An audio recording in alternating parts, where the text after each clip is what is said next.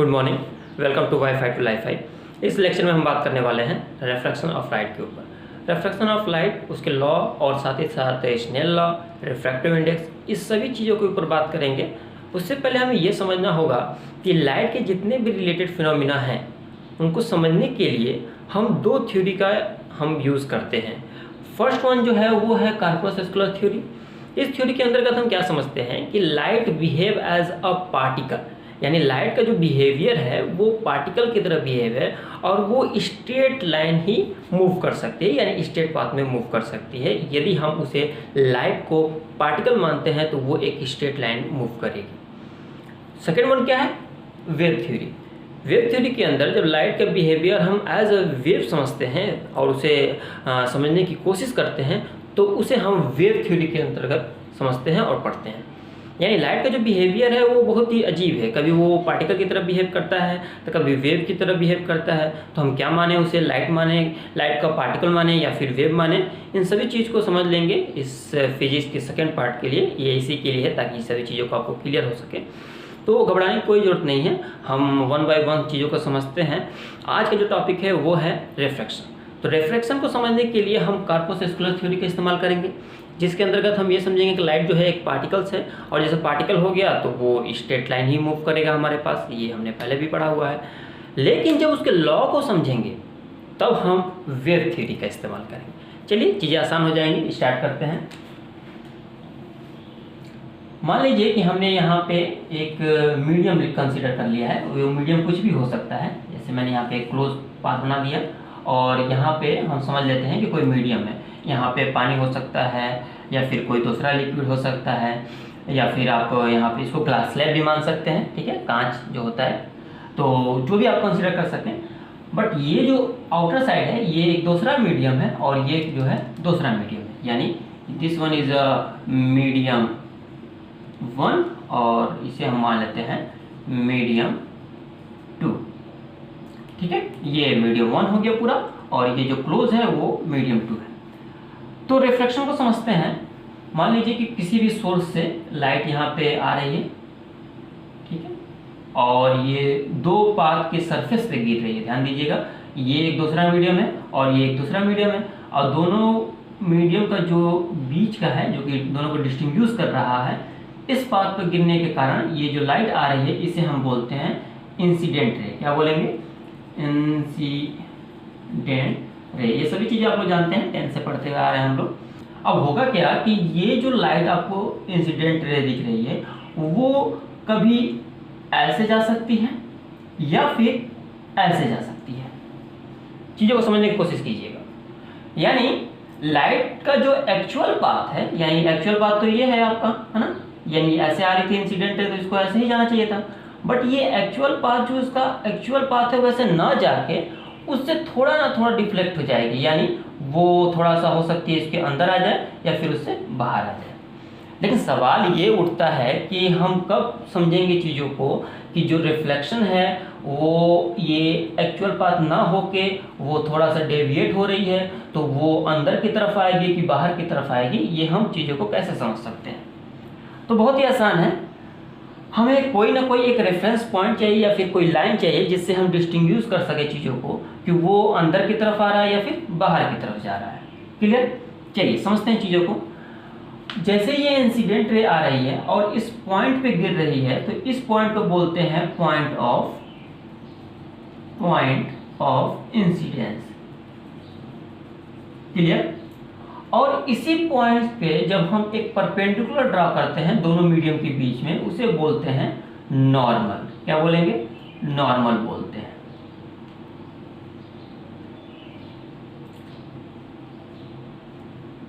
ठीक है। अब होता क्या है कि जब लाइट एक मीडियम से दूसरे मीडियम में जाती है, ठीक है, तो वो जो लाइट है वो नॉर्मल की टुवर्ड चली जाएगी या फिर अवे फ्रॉम नॉर्मल चली जाएंगी। चीज़ों को समझिए।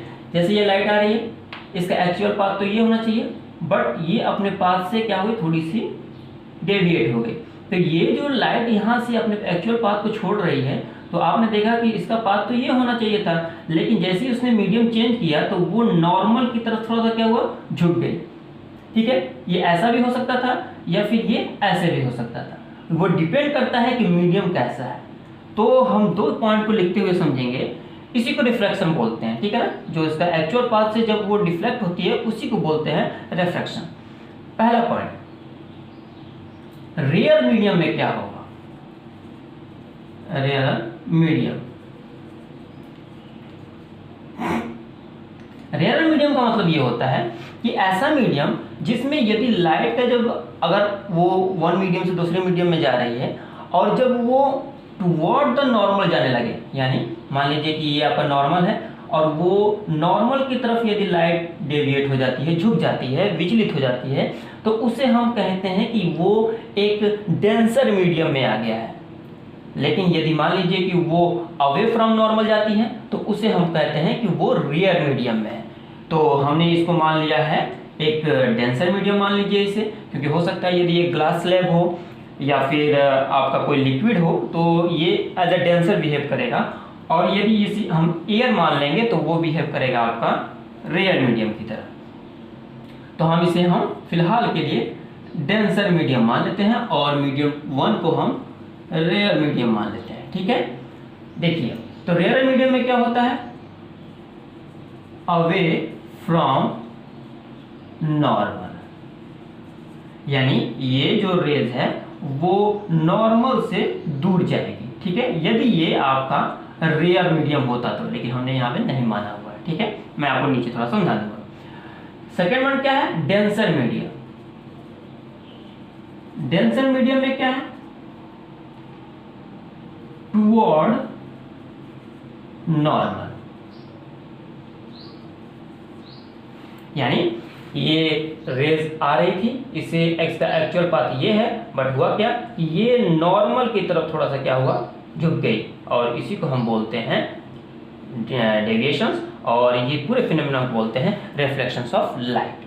तो हमने दो चीजें समझ ली, रेयर मीडियम में अवे फ्रॉम नॉर्मल चला जाएगा रेज, यानी उससे दूर चली जाएगी, और डेंसर मीडियम में टुवर्ड द नॉर्मल चले जाएंगे। यहाँ तक क्लियर। अब इसके लॉज को समझते हैं क्या है। तो लॉज ऑफ रिफ्रैक्शन, पहला लॉ है, पहला लॉ कहता है कि incident ray, refracted ray and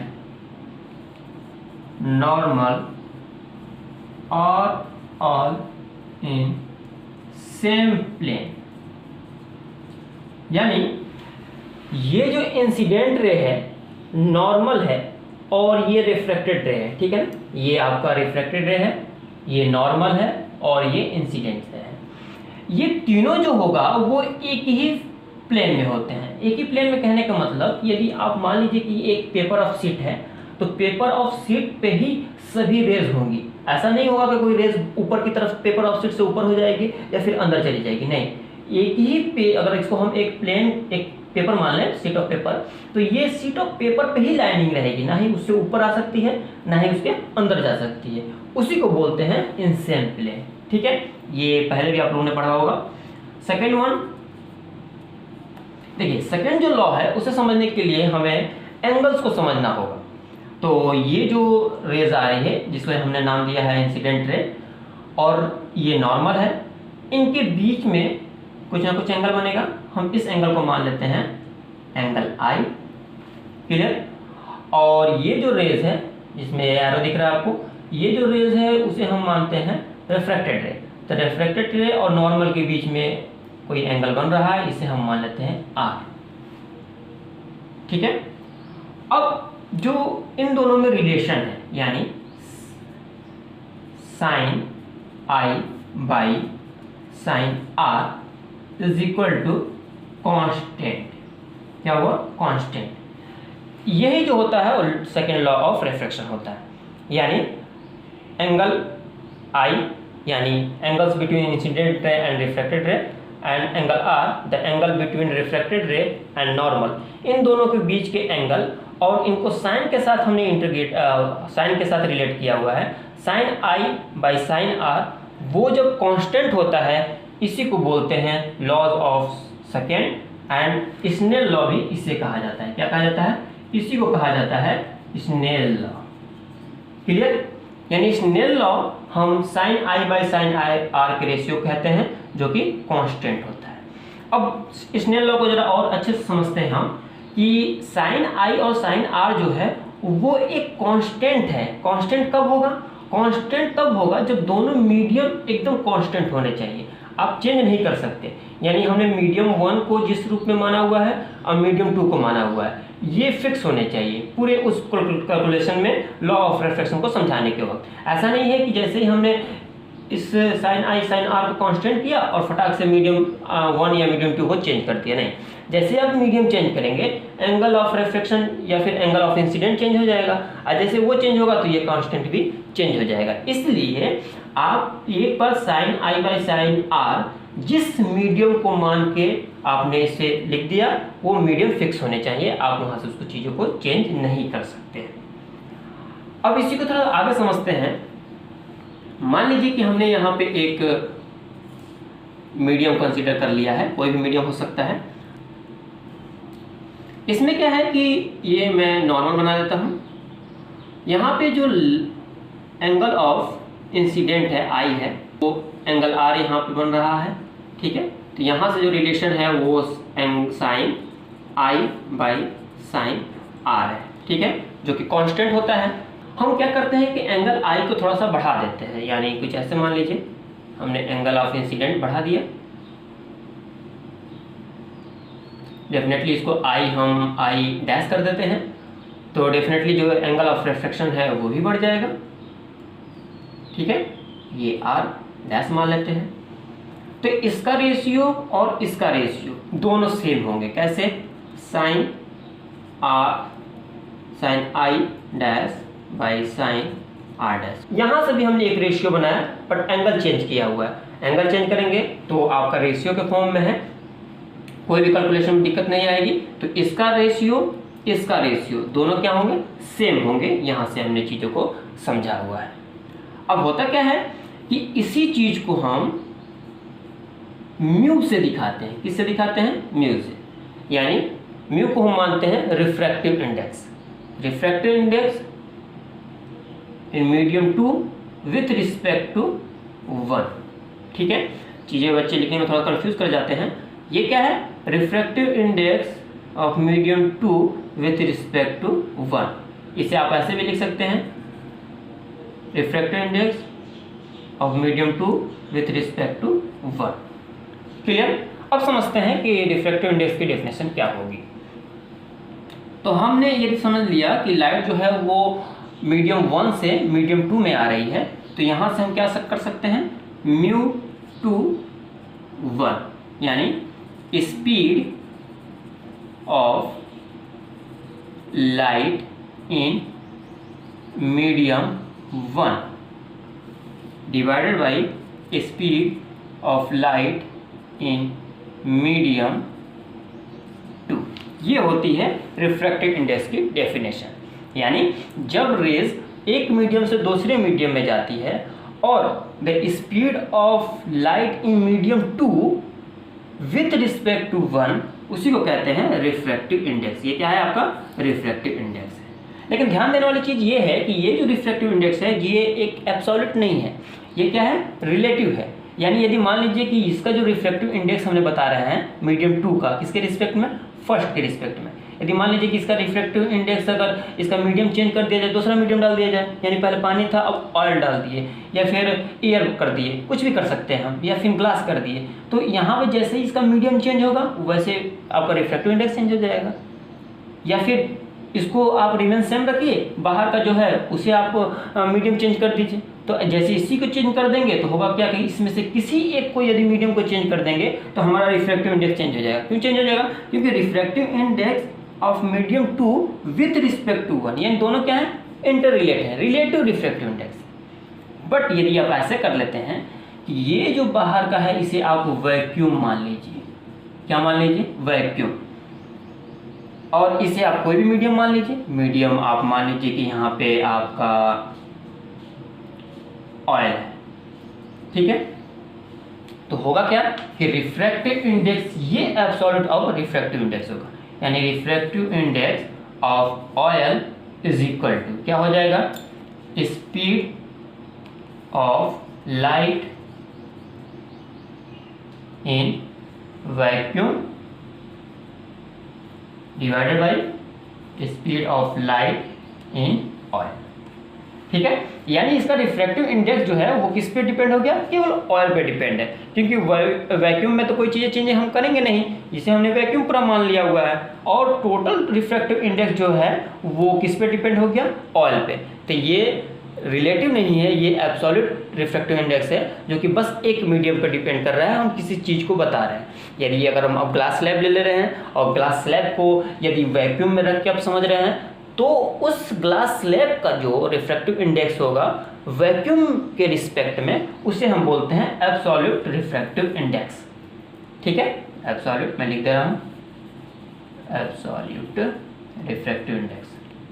ठीक है, लेकिन यदि आप दो मीडियम को मानते हैं और दोनों मीडियम को हम चेंज कर सकते हैं, आप एक को गैस मान रहे हैं, एक को आप वाटर मान रहे हैं, तो उस टाइम में जो रिफ्रैक्टिव इंडेक्स आता है उसे हम बोलते हैं रिलेटिव रिफ्रैक्टिव इंडेक्स। तो चीज़ों को समराइज भी कर देता हूँ मैं कि यहाँ पे यदि आप लाइट इंसिडेंट रे आ रही है, पॉइंट ऑफ इंसिडेंट पे गिरती है, वो नॉर्मल से दूर कब जाएगी, जब रेयर मीडियम में फ्रॉम डेंसर टू रेयर में अगर जाती है तो वो नॉर्मल से दूर जाएगी। बट यदि वो रेयर से डेंसर में आ रही है तो वो टुवर्ड द नॉर्मल की तरफ आपकी रेज आएगी। और ये जो आपका थोड़ा सा जो लाइट का एक्चुअल पाथ से डिफ्लेक्शन हो रहा है उसे हम बोलते हैं refraction of light. This one incident line, this one is reflected ray and this one is a normal.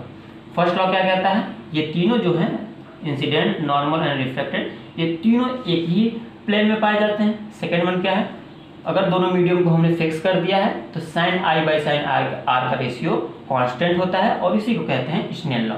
और इसी रिलेशन को हम अगर इस फॉर्म में दिखाते हैं तो इसी को हम बोलते हैं रिफ्रैक्टिव इंडेक्स।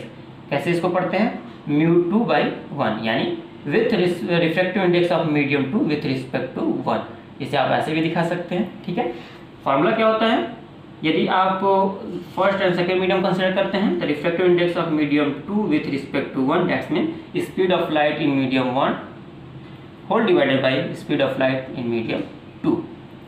ये जो है वो रिलेटिव रिफ्रैक्टिव इंडेक्स है, क्योंकि ये एक दूसरे पर डिपेंड है। आप एक मीडियम चेंज करेंगे दूसरे का रिफ्रैक्टिव इंडेक्स चेंज हो जाएगा।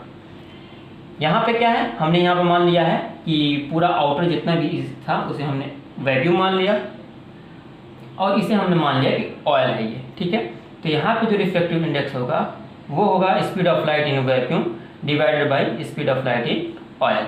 और ये जो रिफ्रैक्टिव इंडेक्स होगा वो केवल ऑयल पे डिपेंड करता है, इसलिए हम बोल देंगे कि ये एब्सोल्यूट है क्योंकि हमने वैक्यूम में कंसीडर किया हुआ है और यहाँ पे हम रिलेटिव करते हैं। आई होप ये चीज़ें समझ आई होंगी। कोई डाउट हो तो आप कमेंट बॉक्स में ज़रूर बताइएगा, और वीडियो के साथ अगर थोड़ा भी कुछ अच्छा लगा हो तो आप वीडियो को लाइक भी कर सकते हैं, नहीं लगा हो तो आप डिसलाइक भी कर सकते हैं। मिलते हैं नेक्स्ट वीडियो में। Thanks for watching.